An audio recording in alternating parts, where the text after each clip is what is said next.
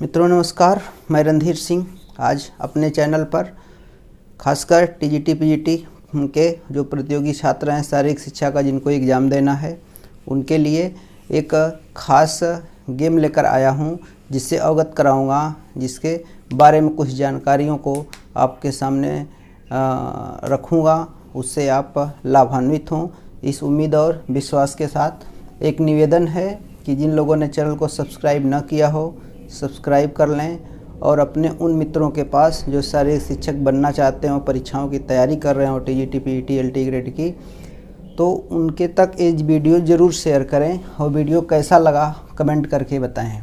तो आइए आते हैं एक जली गेम यानी एक्वाटिक गेम जो होता है, जली खेल है, इसके बारे में। तो एक खेल है वाटर पोलो। वाटर पोलो एक एक्वाटिक खेल है। पहले देखते हैं इसमें कि इसका फेडरेशन क्या है। तो इसको फीना यानी एक संगठन है, फीना के अंतर्गत रखा जाता है, FINA। तो फेडरेशन इंटरनेशनल डी नेटेशन या इसी को ही इंटरनेशनल स्विमिंग फेडरेशन कहा जाता है। इंटरनेशनल स्विमिंग फेडरेशन के नाम से भी जाना जाता है। ये लुसाने शहर है स्विट्ज़रलैंड के लुसाने सिटी में, या लैसाने सिटी कुछ लोग बोलते हैं। यहाँ पर इसको इस्टेब्लिश किया गया है। इसको 1908 में स्थापित किया गया या इस्टेब्लिश किया गया। तो एक्वेटिक गेम है, ये जल में या स्विमिंग पूल में है, स्विमिंग पूल में खेला जाता है। तो क्वेश्चन बना देता है कि यह खेल कहाँ खेला जाता है, तो स्विमिंग पूल में खेला जाता है। और इससे एक्वेटिक्स यानी एक्वेटिक्स है, एक्वेटिक्स के अंतर्गत स्विमिंग, डाइविंग और वाटर पोलो। वाटर पोलो ये गेम मुख्यतः आते हैं, जिसमें से आज के टॉपिक पर ये वाटर पोलो का गेम मैं विस्तृत बताने जा रहा हूँ। तो इसमें पूछा जाता है कि इसका फेडरेशन कहाँ है और कब बनता है, और एक्वेटिक्स गेम के अंतर्गत इन स्विमिंग का, डाइविंग का और वाटर पोलो के बारे में। ठीक है, तो अब देखते हैं वाटर पोलो का मेजरमेंट क्या है। तो आइए मित्रों देखते हैं इसका जो इसका मेजरमेंट है स्विमिंग पूल का। तो ये जो स्विमिंग पूल होता है 30x20 का होता है, यानी 30x20 मीटर का है। मैक्सिमम इसकी लंबाई और चौड़ाई दी जाती है, यानी ये लंबाई 30 मीटर और ये चौड़ाई 20 मीटर की होती है। और मिनिमम 20x8 मीटर की इसकी लंबाई और चौड़ाई रखी जा सकती है। तो ये स्विमिंग पूल होता है, इसकी लंबाई चौड़ाई 30x20 मीटर और मिनिमम 20x8 मीटर की रखी जाती है। ये मैक्सिमम आपकी हो गई और मिनिमम। इसमें क्या होता है कि ये चौकोर पुल बनाया गया है, ये वाल होती है, ये जो होती है दीवार होती है, और एक साइड में फुटपाथ होता है। फुटपाथ ऐसे साइड में दोनों तरफ बनाए जाते हैं। और इधर एक गोल पोस्ट होता है। गोल पोस्ट की चौड़ाई 3 मीटर होती है। हालांकि गोल पोस्ट अलग से बनाकर अभी देख लिया जाएगा। तो इसमें देखा जाए तो ये 30 मीटर का जो टोटल इसकी पुल की लंबाई है, इसके बीचों बीच एक आधी या हाफ लाइन होती है। ये जो लाइन होती है, हालांकि ये डॉटेड लाइन होती है, ये डॉटेड लाइन ऐसे होती है, ये सफ़ेद रंग की होती है, ये सफ़ेद रंग की होती है। और ये लाइन होती है इस तरह से बीचों बीच एक, ये सफ़ेद रंग की होती है जो 15 मीटर की, यानी ये गोल पोस्ट जो है दोनों, या गोल लाइन इधर बनी हुई है गोल पोस्ट से लगे हुए, तो इससे यानी आधे पे ठीक आधी दूरी पर है। यानी यहाँ से ये स्विमिंग पूल 2 कोर्ट में 2 भागों में बट जा रहा है, एक इधर और एक इधर, 2 इधर गोल का, इधर एक, 2 टीमें इसमें भाग लेती हैं। तो 2 क्षेत्र बांट दिया गया। अब देखिए इसके बाद यहाँ पर एक लाइन और होती है, हालांकि हमने इसको यहाँ पर दर्शाया नहीं है, साइड में यहाँ हमने हल्का सा बना दिया है। एक लाइन और होती है जो हरे रंग की होती है और ये 7 मीटर पर होती है। ये इस गोल लाइन से यहाँ की दूरी 7 मीटर होती है, यानी ये हरे रंग की पट्टी होती है। तो परीक्षा की दृष्टि से टीजीटी पीजीटी एग्जाम की दृष्टि से जो मुख्य इसकी मापतौल है, जो मेजरमेंट है, उस पर हम चर्चा कर रहे हैं। तो 7 मीटर पे चर्चा नहीं करते हैं। अब आते हैं एक 4 मीटर की ये लाइन होती है जो पीले रंग की रेखा होती है। इस गोल लाइन से यहाँ तक ये पीले रंग की लाइन है जो 4 मीटर की दूरी पर है। ये 4 मीटर हमने इंडिकेट कर दिया है। ऐसे ही गोल लाइन से 2 मीटर की दूरी पर, ये 2 मीटर की दूरी है, 2 मीटर की दूरी पर एक लाल लाइन खींची जाती है। लाल रंग की ये रेखा खींची गई होती है। तो इसका ये मेजरमेंट रहा, यानी 30 × 20 मीटर का लंबा चौड़ा यानी आयताकार एक स्विमिंग पूल बनाया जाता है। इस पूल में वाटर पोलो का गेम होता है। तो बीचों बीच 15 मीटर का एक हाफ लाइन, 7 मीटर की एक हरे रंग की लाइन, 4 मीटर की पीले रंग की लाइन, 2 मीटर की एक लाल रंग की लाइन जो गोल लाइन से इसकी दूरी होती है, लिया जाता है। और इस गोल लाइन के किनारे इधर दोनों सिरों पर 2 गोल पोस्ट बनाए जाते हैं, 2 गोल पोस्ट बनाए जाते हैं। और इधर ये जो दीवार है, ऐसे दीवार चारों तरफ होती है पानी रोकने के लिए। और यहाँ पर एक फुटपाथ बनाया जाता है, साइड में फुटपाथ बनाया जाता है। फुटपाथ ऐसा बनना चाहिए जिसपे जो रेफरी होता है, दो रेफरी लगेंगे, एक इधर एक इधर, यानी दोनों तरफ 2 रेफरी होते हैं, वो आसानी से आ जा सकें। और वो ऐसा फर्श होना चाहिए जो फिसलनदार ना हो, फिसले ना हो, और उतनी जगह होनी चाहिए, पर्याप्त उतनी जगह होनी चाहिए जो आसानी से उस पर रेफरी जो है आ जा सके। आइए मित्रों, इसका गोल पोस्ट देखते हैं। तो इसका जो गोल पोस्ट होता है ये 3 मीटर चौड़ा होता है, यानी ये टोटल इसकी चौड़ाई 3 मीटर होती है। और ये इतना यानी 2.40 मीटर यानी 240 सेंटीमीटर है, पानी में डूबा होता है। ये जो इतना भाग होता है पानी में डूबा होता है। और देखा जाए तो कम से कम 1.5 मीटर या 150 मीटर तक है, कम से कम है। इससे अधिक ही गहरा होना चाहिए, इससे कम गहरा नहीं होना चाहिए। यानी ये टोटल अगर देखा जाए तो ये 240 इतना है और ये 90 सेंटीमीटर है। ऊपर है गोल पोस्ट निकला होता है, इधर पानी में ऐसा इतना फ्रेम होता है। और ऊपर है 3 मीटर इसकी चौड़ाई मेन है, यानी इसकी चौड़ाई जो है 3 मीटर है, चौड़ाई 3 मीटर है। और इसकी टोटल ऊंचाई जो है 90 सेंटीमीटर होती है। और इसको जालीदार उससे सतह से घेर दिया जाता है। और जो जाली होती है उसकी गहराई, जो जाली होती है उसकी गहराई 1 फीट होती है, यानी 1 फीट गहरी है। जाली लगा के फ्रेम के माध्यम से जाली लगा देते हैं और घेर देते हैं। और ये पोर्शन आपका ये गोल पोस्ट हो गया। उसी गोल पोस्ट में गोल को पोस्ट किया जाता है, यानी गोल किया जाता है, गोल करने का प्रयास किया जाता है। तो गोल पोस्ट के बारे में अब तक आपने देखा। इसके बाद अब देखते हैं इस गेम में प्लेयरों की संख्या टोटल अगर टीम देखी जाए तो 13 लोगों की एक टीम बनाई जाती है, यानी 13 मेंबर की एक टीम बनाई जाती है। इस 13 मेंबर में 9 एक तरह से जो इसके प्लेयर होते हैं, इसमें 2 गोलकीपर या जैसे 2 गोलकीपर कम से कम, यानी 2 गोलकीपर इसमें रखे जाते हैं। और इसके अलावा शेष जो होते हैं वो ग्राउंड प्लेयर होते हैं।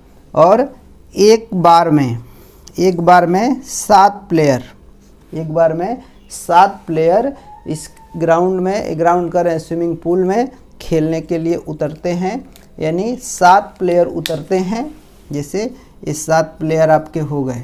6 प्लेयर जो होते हैं ये ग्राउंड प्लेयर होते हैं, यानी ये पूल के अंदर ये पूरा फ्री होते हैं। और एक प्लेयर यहाँ पे रहता है जिसको गोलकीपर कहा जाता है।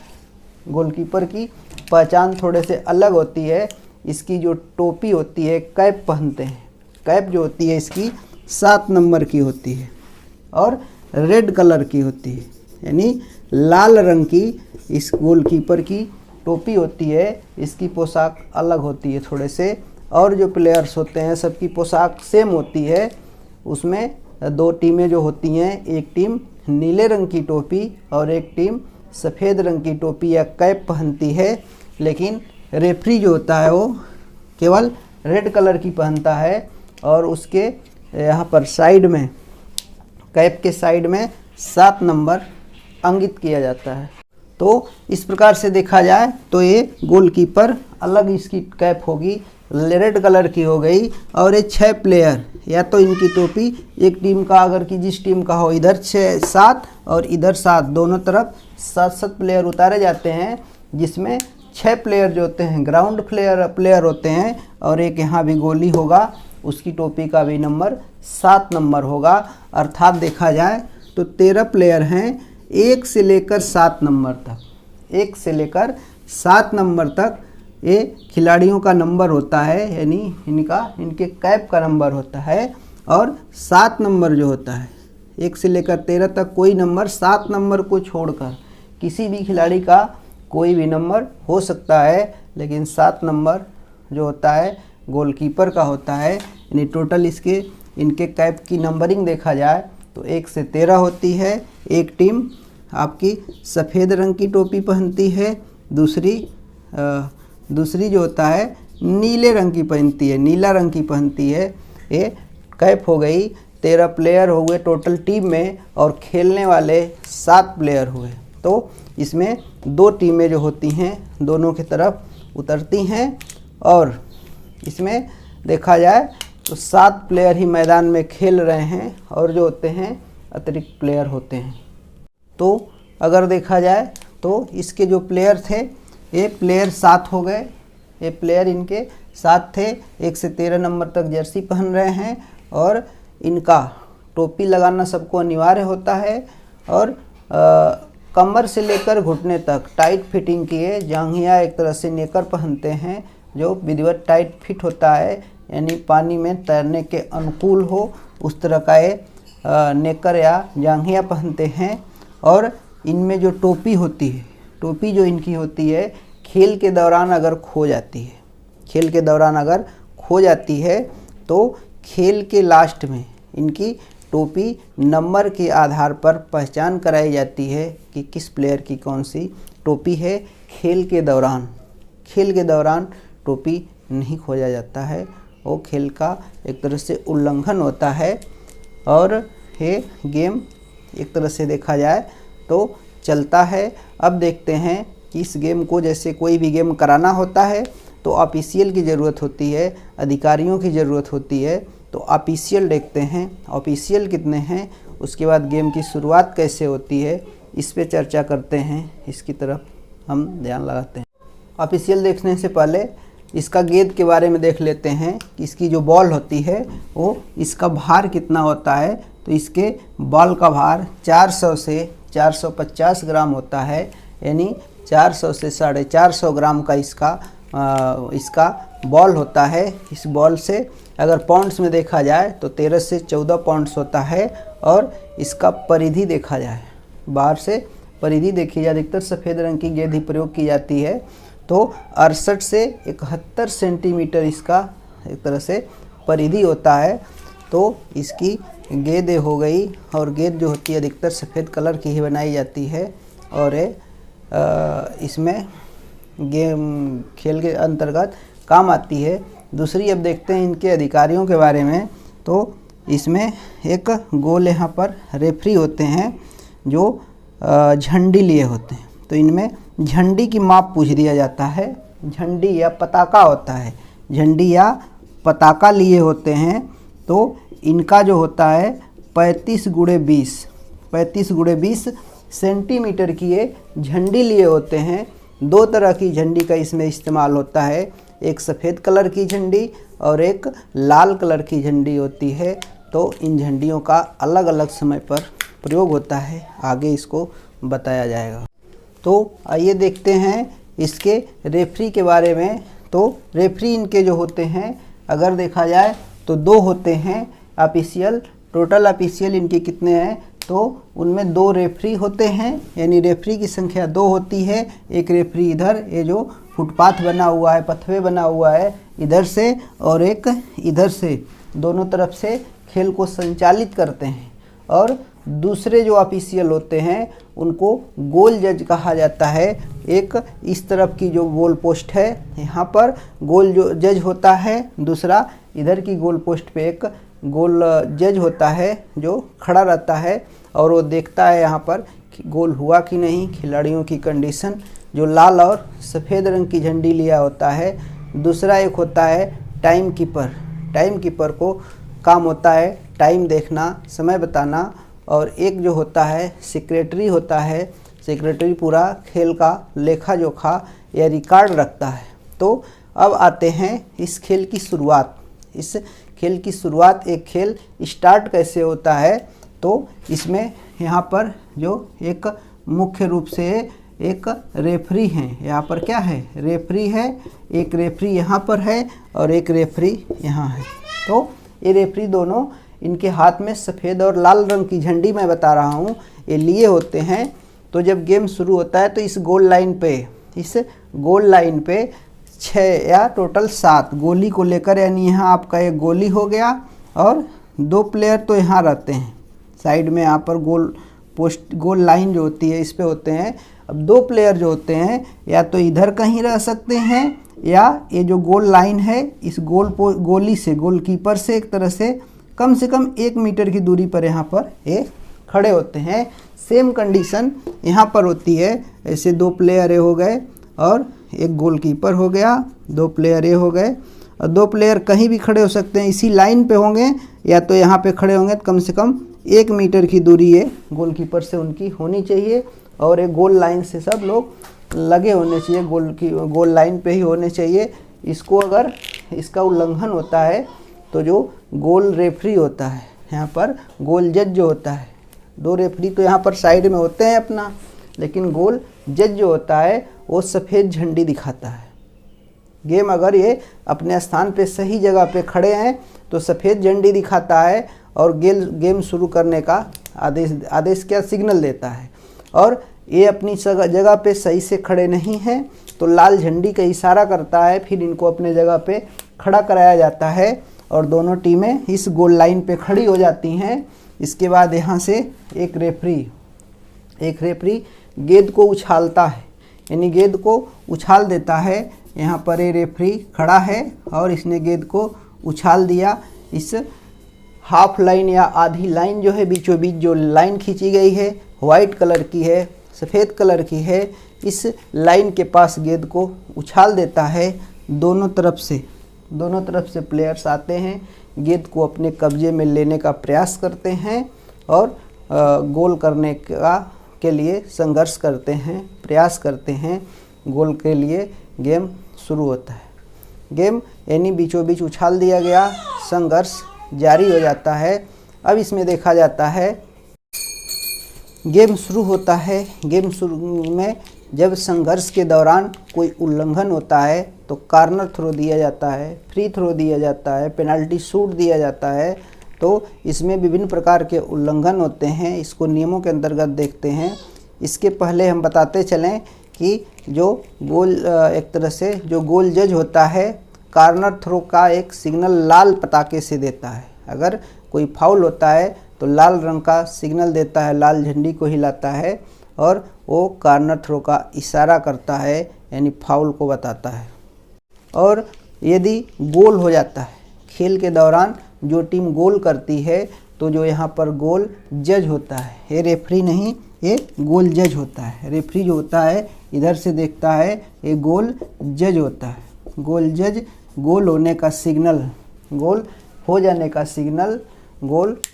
का सिग्नल लाल और सफ़ेद दोनों झंडी को इशारा करके हिलाकर बताता है कि गोल हो गया है, अन्यथा वो सिग्नल नहीं देगा जब तक गोल नहीं माना जाता है। यानी गोल का सिग्नल रेड और वाइट दोनों झंडी से किया जाता है, फाउल का इशारा रेड झंडी से किया जाता है।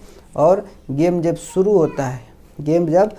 होता है तो सफ़ेद झंडी से सिग्नल दिया जाता है कि सभी प्लेयर अपने स्थान पर खड़े हैं, सभी तैनात हैं। और एक बार और लाल रंग का झंडी का इस्तेमाल होता है जब खिलाड़ी को चेंज करना होता है, स्थानापन्न या सब्स्टिट्यूट किया जाना होता है, तब वाइट कलर के झंडी का इस्तेमाल होता है। ऐसे ही गेम चलता है और इधर से दो रेफरी हैं, दोनों रेफरी गेम को देखते रहते हैं। अब इस गेम में होता क्या है कि गेम में किसी खिलाड़ी को आप धक्का नहीं दे सकते, गेंद पे थपेड़ा नहीं मार सकते, मुक्का नहीं मार सकते। गेंद को गेंद से एक हाथ से लेकर जाना होता है, तैर के जा सकते हैं या ड्रिबलिंग करके जा सकते हैं। और जब आप गोल करेंगे, गोल पोस्ट में गोल को थ्रो करेंगे तो गेंद ऊपर से जाते हुए दिखाई देनी चाहिए, इस तरह से होना चाहिए। दूसरा, इसमें गंभीर उल्लंघन होता है कि किसी खिलाड़ी को जानबूझकर पानी में डुबोना, उसके साथ ज़बरदस्ती करना, दुर्व्यवहार करना, तो उस पर पेनल्टी थ्रो दिया जाता है। और भी उल्लंघन होते हैं, जैसे 2 मीटर की लाइन के पास अगर एक तरह से प्रतिद्वंदी खिलाड़ी या इस तरफ की गोल का खिलाड़ी गेंद को जानबूझकर साइड लाइन में या गोल लाइन के पीछे फेंक देता है, गोल पोस्ट से बाहर कहीं फेंकता है, जानबूझकर बाहर करने का प्रयास करता है, तो यहाँ पर फ्री थ्रो दिया जाता है। इस 2 मीटर की लाइन से फ्री थ्रो होता है यहाँ से। और फ्री थ्रो जब होता है तो यहाँ पर एक खिलाड़ी खड़े होते हैं, तो फ्री थ्रो का नियम होता है कि यहाँ पर किसी प्लेयर को ये देते हैं, उसके बाद गेंद को एक बार पानी पे डुबोया जाता है, उसके बाद थ्रो किया जाता है। अर्थात फ्री थ्रो डायरेक्ट नहीं होता है, इनडायरेक्ट होता है। पानी में डुबोने के बाद जब थ्रो करेंगे तो ऊपर से किया जाता है कि गेंद दिखाई देनी चाहिए, गेंद गोल पोस्ट में जाते हुए दिखाई देनी चाहिए, तो ये फ्री थ्रो होता है। ऐसे ही पेनल्टी थ्रो होता है। तो पेनल्टी थ्रो के बारे में देखते हैं। पेनल्टी थ्रो तब दिया जाता है कि जानबूझकर कोई उल्लंघन करता है, गेंद छीनने का प्रयास करता है, पानी में डुबोने का प्रयास करता है, तो यहाँ से जो 4 मीटर की रेड लाइन होती है, यहाँ से पेनल्टी थ्रो करवाया जाता है। यानी पेनल्टी थ्रो के लिए डायरेक्ट थ्रो करवाया जाता है। इस 4 मीटर की लाइन से डायरेक्ट गोल पोस्ट में थ्रो करवाया जाता है पेनल्टी थ्रो के तहत। और इसके अलावा एक कॉर्नर थ्रो भी होता है, एक पेनल्टी थ्रो और एक फ्री थ्रो 2 मीटर की लाइन से, पेनल्टी थ्रो 4 मीटर की लाइन से, और तीसरा एक प्रकार है कॉर्नर थ्रो जब होता है तब माना जाता है कि जब इधर का खिलाड़ी जानबूझकर गेंद को इधर उधर करता है, बाहर फेंकने का प्रयास करता है या किसी और नियम का उल्लंघन करता है, तो कॉर्नर थ्रो दिया जाता है। कॉर्नर थ्रो से फिर ये क्या करता है, अपने प्लेयर को पास देता है और गोल करने का प्रयास किया जाता है। ऐसे ही एक इसमें थ्रो होता है जिसको गोल थ्रो कहा जाता है। यानी मुख्यतः 4-5 इसमें थ्रो हैं, तो एक थ्रो इसमें है गोल थ्रो गोलकीपर के द्वारा किया जाता है। गोल थ्रो यहाँ पर गोलकीपर है और गोलकीपर के द्वारा किया जाएगा। और ये जो हाफ लाइन है, इस लाइन के पार नहीं होना चाहिए। गोल थ्रो इस लाइन के पार नहीं होना चाहिए। अर्थात जब गोल हो जाता है, जैसे इस टीम का प्लेयर, इधर की टीम ने गोल खा लिया, यानी एक तरह से इनकी तरफ एक गोल हो गया, इधर की टीम ने इनका वो कर दिया, स्कोर इधर की टीम ने बनाया, यानी ये गोल खा चुके हैं, तो इनका एक तरह से अंक गंवा चुके हैं। तो इधर से गोली थ्रो करता है, उसको गोल थ्रो कहा जाता है। और गोल थ्रो हाफ लाइन के आगे नहीं जाना चाहिए, हाफ लाइन के आगे यानी इधर नहीं आना चाहिए, इसके कहीं भी पास करके एक तरह से अपने प्लेयर को ये क्या करते हैं, गोल थ्रो के माध्यम से पास करते हैं और फिर गेंद को लेकर आगे इधर जाने का और गोल करने का प्रयास किया जाता है। तो गोल थ्रो गोली के द्वारा होता है, गोलकीपर के द्वारा होता है और हाफ क्षेत्र से बाहर नहीं होना चाहिए, और गोल थ्रो गोल होने के बाद किया जाता है। तो ये मुख्यतः 3-4 प्रकार के थ्रो इस गेम में हैं। और इस गेम में देखा जाए तो गेंद जानबूझकर या किसी खेल के दौरान गेंद जिस प्लेयर से बाहर चली जाए, तो हालांकि इसमें स्विमिंग पूल की जो या तो गेंद स्विमिंग पूल से बाहर फेंक दे या तो इसकी जो ये वाल होती है इससे टकराकर वापस आती है, रिबाउंड हो जाती है। रिबाउंड होकर गेंद जब वापस आती है तो जिस टीम के प्लेयर से बाहर जाती है, जिस टीम के प्लेयर से गेंद बाहर जाती है और उस कंडीशन में जो विरोधी टीम होती है उसके किसी भी प्लेयर से थ्रो करवाया जाता है। ये थ्रो करते समय कम से कम 2 मीटर की दूरी होनी चाहिए।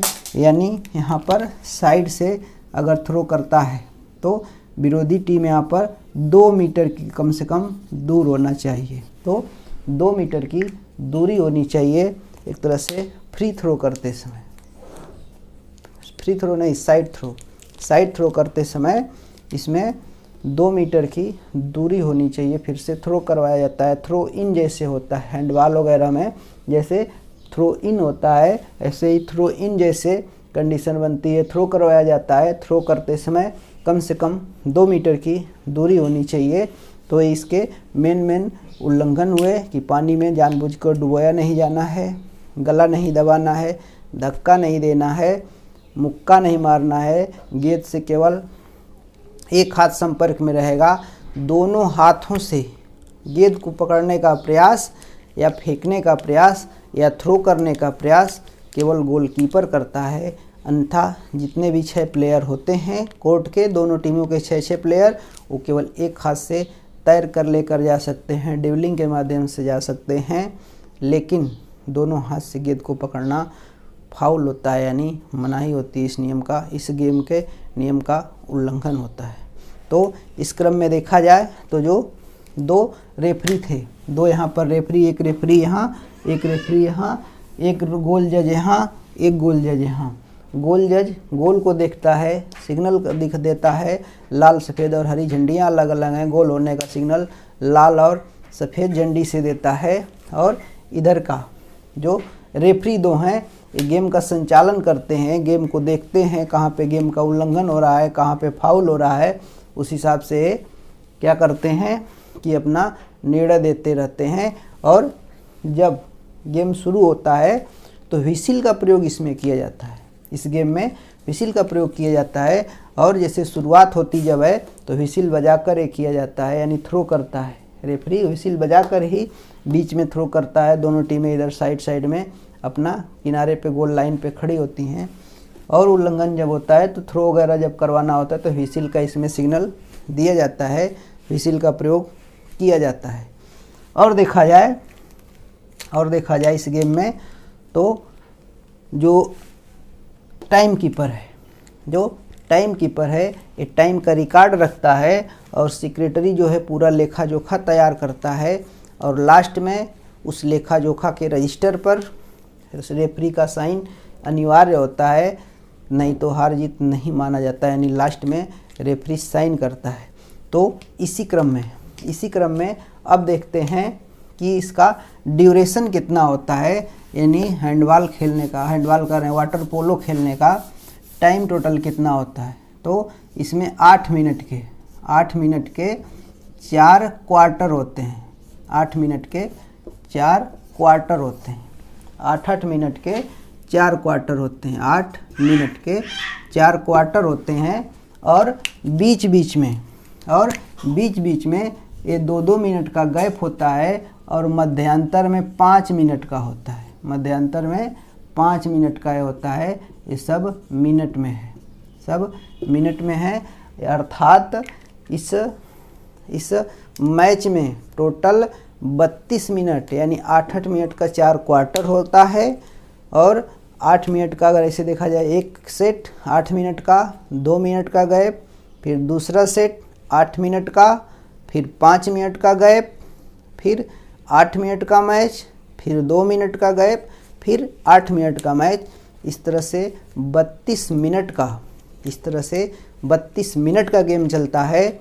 और इस 32 मिनट के गेम में यानी 8 मिनट के 4 क्वार्टर में जो टीम अधिक स्कोर बनाती है, जो टीम मैक्सिमम स्कोर बनाती है, उसको विजेता घोषित किया जाता है।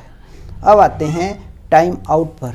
तो प्रत्येक टीम को प्रत्येक सेट में 1-1 मिनट का 4 टाइम आउट दिया जाता है। अर्थात टोटल मैच में देखा जाए, दोनों टीमों को मिलाकर देखा जाए तो टोटल 8 मिनट का, दोनों टीमों को 8 मिनट का या 8 बार टाइम आउट मैक्सिमम दिया जा सकता है। और ये चूँकि 32 मिनट का टोटल गेम है, 8-8 मिनट का 4 क्वार्टर चल रहा है, मैक्सिमम स्कोर बनाने वाली भी टीम विजेता घोषित की जाती है। अगर मैक्सिमम स्कोर और मिनिमम स्कोर ना हो, स्कोर बराबर हो जाता है, दोनों टीमों का स्कोर बराबर होता है, तो पुनः 3-3 मिनट का, पुनः 3-3 मिनट का, यानी 3-1-3 मिनट का, जिसमें 1 मिनट का गैप होता है, 1 मिनट का गैप होता है और इस मैच को कराया जाता है। यानी 3-1-3, 3 मिनट का मैच, 1 मिनट का रेस्ट, फिर 3 मिनट का मैच। इसमें जो अधिक स्कोर बनाता है तो उसको विजेता घोषित किया जाता है। By the way, rare case में ऐसा होता है कि इसमें, इस सेट में भी अगर मैच बराबर हो गया तो दोनों टीमों से रेफरी 5 बेस्ट ऑफ 5 प्लेयर्स को मांगता है, नाम मांगता है। उसके बाद टॉस कराता है। बेस्ट ऑफ 5 का सिलेक्शन करने के बाद वो टॉस कराता है और टॉस द्वारा निर्णय ये कराया जाता है कि कौन सी टीम थ्रो करेगी या कौन पहले थ्रो करेगा, कौन बाद में करेगा, इसका निर्णय होता है। और पांचों एक तरह से प्लेयर से ये क्या करता है, यहाँ से ये जो लाइन है 4 मीटर की, यहाँ से क्या करता है कि थ्रो करवाता है, डायरेक्ट गोल पोस्ट में थ्रो कराया जाता है। तो इसमें जिसका स्कोर ज़्यादा होता है वो विजेता होता है। इसके बाद फिर बराबर होता है, पुनः कराते हैं, अर्थात इस तरह से बार बार कराते हैं तो निर्णय निकल आता है। ऐसा बहुत ही रेयर केस में होता है, नहीं तो 1-2 बार में रिजल्ट आ जाता है। तो 5-5 बार शूट कराते हैं। क्या कराते हैं? शूट कराते हैं, डायरेक्ट शूट कराते हैं, गोल पोस्ट में कराते हैं। दोनों टीमों से बारी बारी से शूट करवाया जाता है और ये इस गेम का निर्णय होता है। तो साथियों, इस तरह से देखा जाए तो वाटर पोलो का मेन मेजरमेंट, मुख्य नियम और इसका समय कितना होता है, कैसे निर्णय होता है, हमने इस वीडियो के माध्यम से पूरा एक तरह से बताने का पूरा प्रयास किया है। उम्मीद है कि आपको ये वीडियो पसंद आई होगी। पसंद आई हो तो खासकर अपने उन मित्रों तक शेयर ज़रूर करें जो टीजीटी पीजीटी का एग्ज़ाम देने जा रहे हों। और इसी क्रम में एक्वाटिक गेम और जो शेष एक्वाटिक गेम हैं, अगली वीडियो अगर आप पहले पाना चाहते हो तो हमारे चैनल को सब्सक्राइब ज़रूर करें। इसलिए करें कि आपको नोटिफिकेशन ज़रूर पहुंच जाए। और शारीरिक शिक्षा से संबंधित खासकर टीजीटी पीजीटी एलटी ग्रेड और अन्य राज्यों में जो लोग प्रतियोगी परीक्षाओं की तैयारी कर रहे हैं उत्तर प्रदेश के अलावा, उनके लिए पूरा सीरीज, गेम की पूरी सीरीज हमारे चैनल पर मिल जाएगी। और जिन लोगों को एनाटॉमी, फिजियोलॉजी, किन्सियोलॉजी में दिक्कत हो रही हो, लाइव क्लास से जुड़ना चाहते हों, वो हमारे व्हाट्सएप नंबर से, मोबाइल नंबर से संपर्क करके लाइव क्लास से भी जुड़ सकते हैं। फार्मूला और ट्रिक के आधार पर एनाटॉमी, फिजियोलॉजी को पूरा हम कराने का प्रयास करते हैं। तो अगर आप जुड़ना चाहते हों तो आप हमारे इस नंबर पे अपना नाम व्हाट्सएप कर सकते हैं। इस नंबर पे 94 15 84 45 25 पे संपर्क कर सकते हैं। एनाटॉमी, फिजियोलॉजी, किन्सियोलॉजी और गेम का मेजरमेंट और नियम, ये सब विधिवत जानने के लिए, प्रश्न उत्तर डायरेक्ट करने के लिए लाइव क्लास से भी ज्वाइन कर सकते हैं। तो लाइव क्लास हमारी डेली 8 बजे रात्रि को चलती है, जब सब लोग, जैसे प्राइवेट नौकरी करने वाले हैं, ये लोग सब जब फ्री हो जाते हैं तो 8 बजे रात को डेली चलती है। इस क्लास से भी जुड़ सकते हैं। नहीं जुड़ सकते हैं तो आप YouTube से सीख सकते हैं। और इसी उम्मीद और विश्वास के साथ कि आगे आप ऐसे ही हमारा हौसला बढ़ाते रहेंगे। इसी के साथ आपको बहुत बहुत धन्यवाद जो आपने हमें इतना सपोर्ट किया।